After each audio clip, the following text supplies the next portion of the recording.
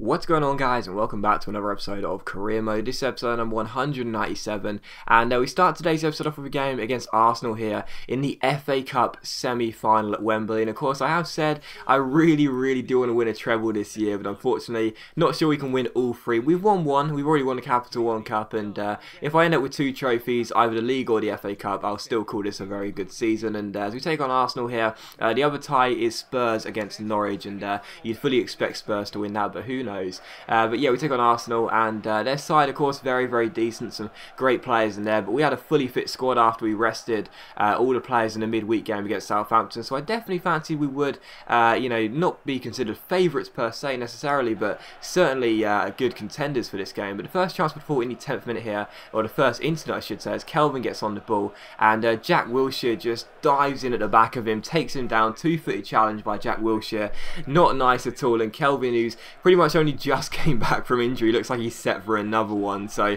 that was really annoying. Kelvin picks up a knock, and he does manage to stay out there for the rest of the game, but even so it is a knock regardless. And the first chance of the game would fall in the 24th minute as Danny Ings takes a shot here, but unfortunately Szczesny makes a good stop, and in the 26th minute we have a corner. Carrasco crosses the ball in, but it's headed off the line after Gutierrez's header, and Kelvin, who did pick up a knock in this game, has his volley, sees his volley go over the bar, so still scoreless, but the early chances coming to us. However, in the 35th minute, Ryan Miyachi plays the ball out wide, and the ball's played through towards the Japanese winger here. He takes on Leal Gutierrez, beats him for pace, crosses the ball in, and De Jong heads the ball in the far post to make it Arsenal 1, Millwall 0. So pretty much their first attack of the game, Arsenal score from. It is De Jong in the centre, and João Cancelo at the far post just seems to lose his man, and it's Arsenal 1, Millwall 0. So not good for us. And in the second half here, we tried to start brightly, and as Kelvin plays the ball over the top, Danny Ings uses all his pace to beat the two defenders, goes through one-on-one, and puts the ball underneath Szczesny and makes it one apiece here. So Ings gets the equalising goal here at Wembley, and Szczesny seemed to slip before Ings scored that goal there. I don't know if you noticed that, he seemed to slip over, and then Ings put the ball underneath his body, but still 1-1 here, good to be back on level terms. And in the 61st minute, Wellington Silva finds De Jong, the goal scorer. He rolls that wide towards Alex Oxlade-Chamberlain, who shoots, but Leali makes a good save. We fail to clear the ball away. It comes to Gibbs, and Aaron Ramsey, the hero of this year's real-life FA Cup final, puts the shot wide, and it's still one apiece. The 85th minute comes, and Arsenal had a good chance here from a corner, a free kick. Mikel gets his head to the ball, puts the ball just wide, and it is still one apiece here. But we made a substitution here. Harry Kane came off for Joe Anderson, but as you can see here, in the 90th minutes the game was being closed out. Junior Malanda wins the ball, the referee blows for full time, and I accidentally skipped this cutscene a bit too early, but yeah, full time, and it was still 1-1, which meant the game would go into extra time. Spurs won their game against Norwich, no real surprise, so whoever goes into the final will be taken on our old club Spurs, so it'll either be a repeat of the Capital One Cup final or it'll be a North London derby, who knows. But in the 99th minute here, Alex Oxlade-Chamberlain goes down the right hand side, Trixie can't keep up, Eric Dier can't keep up. Thankfully for us though, Leali was on hand to make a good save at the near post, and it's still one apiece. And in the second half here, we had just 3 minutes to go before penalties, and it looked as though we were going for a spot kick shootout. But in the 118th minute, Mikel outmuscles Michael and Gu, gives it to Szczesny. Szczesny finds his man here, and as Arsenal failed to get the ball away, Jack Wilshere gets tackled by Harry Kane. Kane off the bench gets on the ball, and well, what an absolute screamer that is by Harry Kane. Off the bench is going to be the hero for us and surely send us through to the FA Cup final. What a goal by Harry Kane. I've said it a few times, I am going to miss Don Gu. I think everyone's going to miss Don Gu, but Kane has made a great start to his permanent Millwall career, and what a goal that is. What a fantastic moment, and that was an incredible strike into the top corner. Literally nothing Szczesny could do about it. An absolute wonder goal by Harry Kane, and yeah, it was a great decision to bring him on for Joe Anderson, because what a goal that is. Absolutely fantastic, and it's a real moment of magic. So it's Arsenal 1, Millwall 2. We take the lead in this game for the first time, or first time in this game, and I was really pleased it will come through Harry Kane as well, because it's great to see the signature of Kane has worked out for us. And yeah, Arsenal 1, Millwall 2. So we did win the game. We are through to the FA Cup final. A late screamer by Harry Kane. It's FA Cup heartbreak for Arsenal. They won't be going to the final. We're going there, and yeah, I was very pleased. And what a goal that was by Harry Kane. Absolutely incredible. I thought I'm just going to let fly and hope for the best, and I'm so glad I did. So 2-1, and yeah, we will be taking on Spurs in the final. So it's a repeat of the Capital One Cup final. It's a bit of a shame really, because I like to play different teams in the finals, but unfortunately there's nothing I can do about that. We'll be taking on Spurs. It is our former club, so yeah, there you go. But Kelvin, who did get an injury in that game, Jack Wilshere took him down, only got a bruised elbow, so thankfully he will only be out for 5 days. It's not a bad injury at all. He did get benched for this game. I thought I'd play Anderson instead, just in case, because he's held a plaster next to his name, and I thought just in case, because he can't seem to keep himself fit. We'll play Anderson, and yeah, we should be okay anyway, because we take on Newcastle here at the Den, and I definitely fancy my chances here. Newcastle not doing too badly in 8th, but we are 5 points behind Chelsea with 7 games to go. We do have a game in hand, but really, we have to win this game against Alan Pardew's men. Fail to win this game, and we may as well be out of the title race, really. You'd imagine Chelsea, you don't see them slip up on this game, would go ahead and claim the title come the end of the season. We take on Newcastle. Very, very important game for us, and we really did need the win.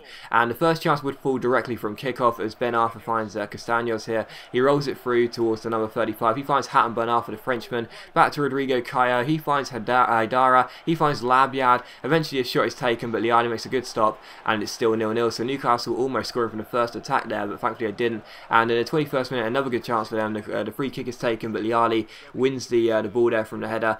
Boots the ball upfield towards Danny Ings here, and Ings gets past Younger and Biwa. A really good chance here as Ings keeps on going down the left-hand side. Nice little step over here. Gets onto his right foot, rolls it off towards Ermakov, and the Russian takes the strike. Good stop by the goalkeeper, and then a fantastic save to deny Melando on the follow-up header, but the Belgian was offside anyway, and it's still 0-0. That was it for the first half, though. Still 0-0. Very frustrating game. In the 49th minute, though, Triggs gets past his man, and the man with no legs keeps on going. It's a storming run by Scott Triggs. What a run it is from deep. Takes aim, but Vargas makes the stop, and it's still 0-0. So the man with no legs almost scoring a great solo goal, but still scoreless here. But from the corner, it's crossed in towards Eric Dier. It's headed away. It comes to Scott Triggs, and well, how about this? Absolutely incredible goal. You thought Harry Kane's goal was good. I think that one's even better, and Triggs with an amazing goal. He does the celebration, Ronaldo celebration, someone recommended me. He's pointing to well, the place where his legs should be, and he's saying, yeah, I'm not ashamed. This is what I can do with no legs, mate. That's how good I am. But yeah, what a goal by Scott Triggs, and a man with no legs. I got to make that his trademark celebration. I'm sorry, Ronaldo, that's his celebration now. But yeah, what a goal this is by Scott Triggs, and it's just an absolute belter with the outside of his right boot. And yeah, 2 moments of magic in this game. You know, absolutely fantastic. Harry in this episode, Harry Kane's goal was a wonder goal. That one's even better in my opinion, because he chests it and then half volleys it, and what a goal that is. Absolutely incredible.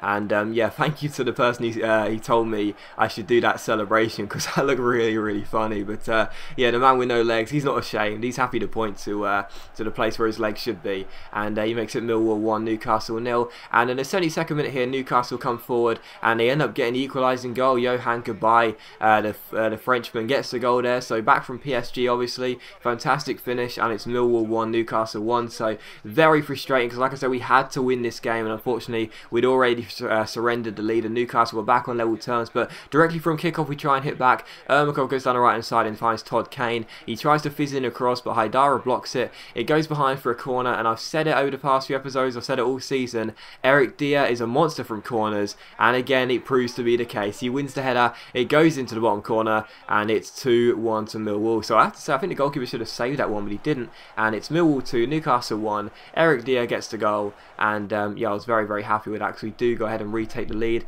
and we had to win this game. We were back winning it, and in the 81st minute here, Lee Cattermole plays the ball towards Harry Kane down the left hand side. Nice little fake shot here, gives it to Ermakov. Ermakov gets onto his right boot and shoots, but it's a good stop by Vargas, and Newcastle cleared the ball away. But that was how the game would finish, a 2-1 victory against Newcastle. So we're not giving up just yet. We still believe we could overtake Chelsea and get ourselves the Barclays Premier League title come the end of the season. We are still 2 points behind. It is frustrating as hell, but the next game is going to be against Chelsea away at Stamford Bridge. So if we win that game, we'll overtake them with just a few games to go. So yeah, definitely it's not over yet. There's still a chance, and yeah, the next game is going to be against Chelsea, and the last thing you'll see is a youth squad monthly report, the squad report, and the league table as well. And yeah, the next episode, I should say as well, I've made it a 1 game episode. So it's a live game. It's not a full live game though, it's highlights of the game. I did this before. I did this when I was at Napoli and we played against Millwall. People seem to like that,